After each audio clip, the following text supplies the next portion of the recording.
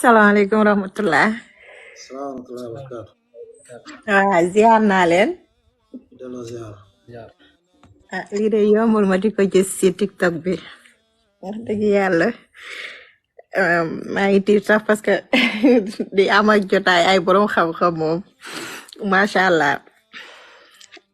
mais nag Sénégal moom dañuy nax seen bopp rek parce que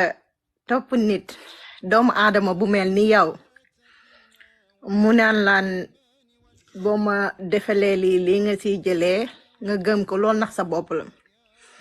koo xamante ne tey moom bu feebaree dinaan woy yaay kon kooku mënulaa yóbbu fenn buñ demoon ba di wax sax ku lay mën a dugal àjjana wax dëgg yàlla ñaar ñi la fi indi muy sa ndey ak sa baay ginnaaw bi la yàlla sàkkee kon Sénégal nañ leen bàyyi di nax suñu bopp man tey bu ma doon gëm tey tarixa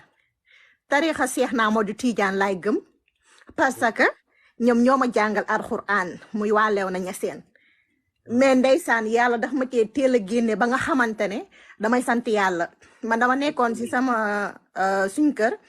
xam ngeen ko ñang bay géejawaay waxi naa nimsa la amoon daara suñ biir kër ci boppam mais après la dem cité gàddaay mais ñoom sax taxul ma delloo si sama xel 32 ans la am xale bu ndaw laa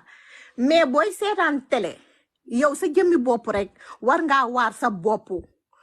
en même temps tamit dama daan dem ziyaare Kaolack wala pas ziyaar sax di gis sama sëñ daara seeni jabar si boppam di xeesal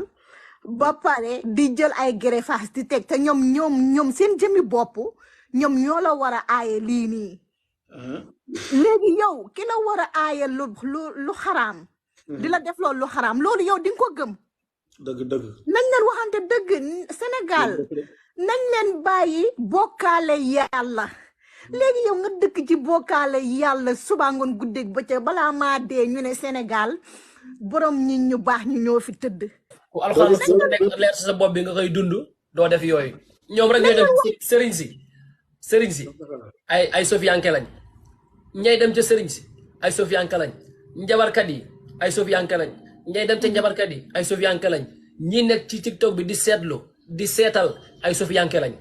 ñoom ñëpp tey boo leen xoolee ay sofiyanke lañ man de wax dëgg ñi dem ci bàmmeel di ñaan ca bàmmeel ya di fa suul ay liggéey ay sofiyanke lañ ñàkk pas-pas bu baax rek. non loolu dafa yéeme ngir yàlla nañ leen delloo suñu xol ci yàlla am na solo jërëjëf xam nga jërëjëf na doy na waa trop barakallahu fiik jërëjëf di ñaan ngeen partager vidéo bi bu baax ngeen tapoter ko ñu leeral dëggu yàlla bi